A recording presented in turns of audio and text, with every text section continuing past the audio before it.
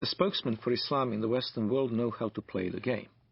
They know how to present their cause in the way that is not only regarded as acceptable by the societal mainstream, but also reasonable and even, one might say, just.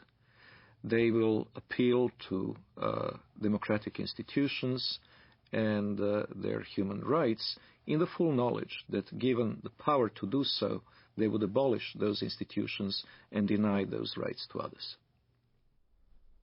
The Prophet said, "By Allah and Allah willing, if I take an oath and later find something else that is better than that, then I do what is better and expiate my oath." When I used to be working as a translator at the Luke College in Chicago, the fundraising for jihad movements, for the PLO at that time, we would do the translation for the announcements or the flyers that we hand out or we put on the walls of the college. And I remember the Arabic would be basically the facts.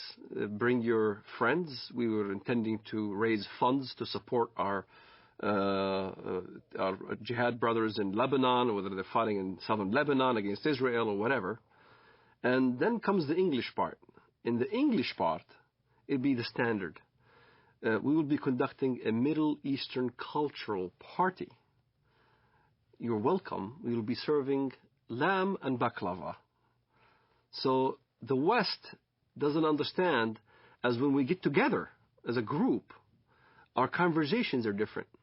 As soon as a Westerner would come into the scene, then the whole conversation changes. It becomes palatable to a Western mind. When I used to go to work, let's say, during the Gulf War, I used to go to work at an American company. And everybody would be hovering around a TV set as soon as there's a Scud missile hitting Riyadh or something like that. And everybody will be distraught, unhappy if a Scud lands in the American camp. And I will be standing there right amongst the American employees. Oh, that's too bad. Oh, that's too bad. I'm sorry that, we had loss of life. And out of frustration from having to keep the truth of what I really felt, I would roll down the window on the freeway going home and scream as loud as I can, Allahu Akbar. Allah is great. Allahu Akbar, because this is the chantation you do when the enemy is killed, when you win. So if it was a victorious day for the Iraqis, when they land a Scud missile, it will be Allahu Akbar on the freeway. I know nobody could hear me now. And when I went to my apartment home, the rest of the apartment complex were also Arabs from the Middle East. We'd get together in my apartment, watch the Gulf War, and we'd be praising Allah every time there was some incident where Americans got killed. But it wasn't the same face that we put on when we were in an American environment. In an American environment, you played different scenario. You acted as you are on their side. So there's this whole facade that is hidden from the West of how Muslim fundamentalists who want to propagate jihad in America can act publicly. Is what we are witnessing today a clash of civilizations? We ask that of noted Palestinian scholar and professor of English and comparative literature at Columbia University, Dr. Edward Said. No, I don't think so. And I think the whole thesis is a bit of a false one. Because in the first place, civilizations are not, little packages that are kind of completely detached from each other. They're all connected in one way or another. And, so-called Western civilization has many elements of Islamic and Confucian and Latin American and Russian, all the things that...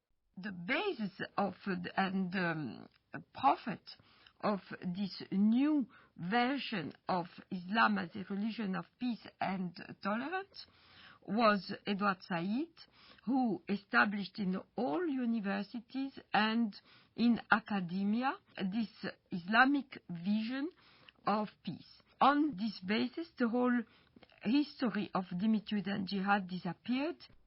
Edward Said, who in his book Orientalism posited that criticism of the Islamic world on the part of Westerners was racist and imperialist. It is spread in order to make political points, to accustom Westerners to the idea that Muslims are here to stay in the United States and that they must not be questioned in terms of their loyalty to the secular framework of Western society, of the United States and of Europe as well. That they must not be questioned in this, despite Islam's historical, political character, because Islam is a religion of peace.